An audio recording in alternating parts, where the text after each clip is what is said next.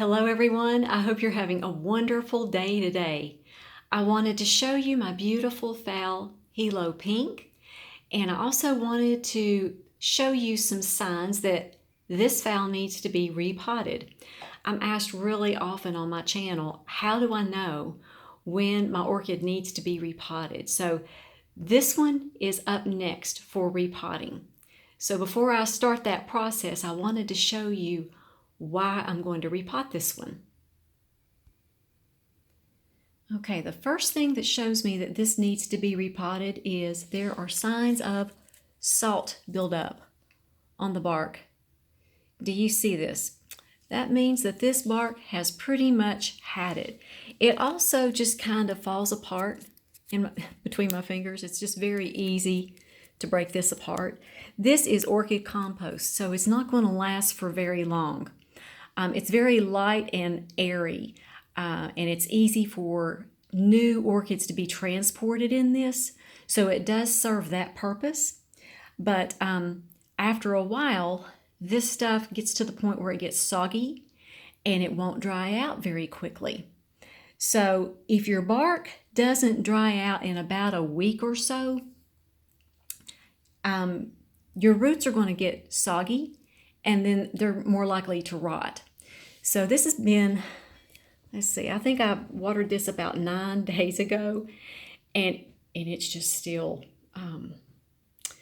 the orchid compost is still just wet. So I need to get this one into some fresh bark before this turns acidic and really starts breaking down on me. Also, if the roots are starting to grow through the holes in the bottom of the pot, which is not the case here, but if you lift up your orchid pot and you see your roots are starting to grow through those holes, or if you have an explosion of growth and it just doesn't seem like it holds in the pot, the roots are just growing out everywhere, then that's a really good time to repot as well. And the best time to repot is when you see new root tips starting to grow on your plant. For me, here in the Appalachian Mountains in Tennessee, that is in the spring and in the fall. I don't repot during the months of, say, December and January because they're not in active growth in those months and they won't establish in the pots very quickly. Another question that I'm asked really often is, can I repot my phal if it is in bloom?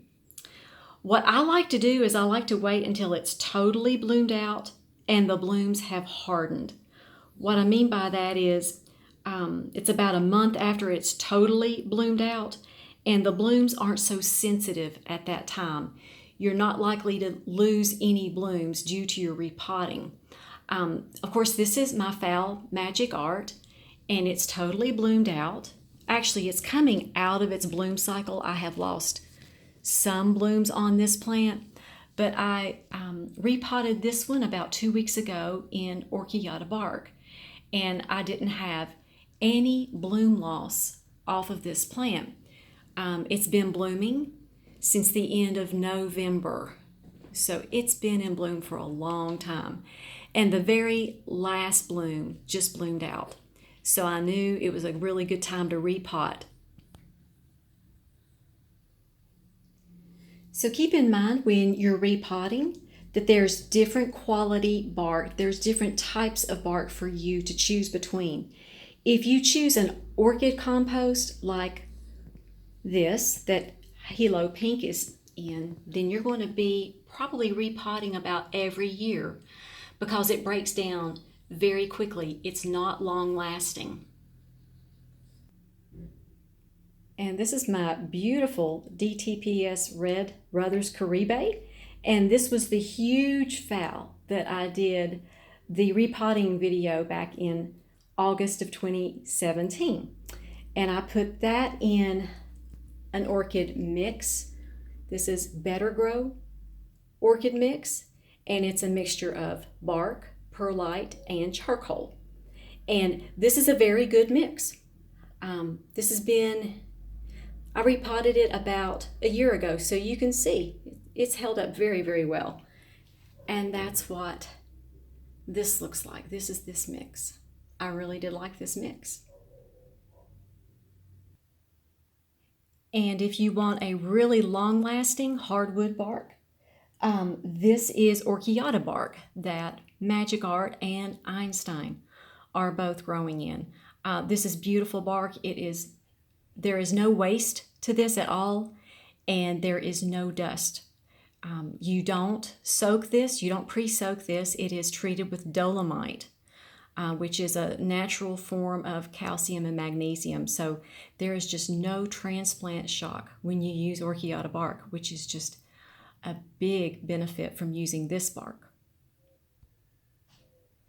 And this is a close-up shot of the packaging that it comes in.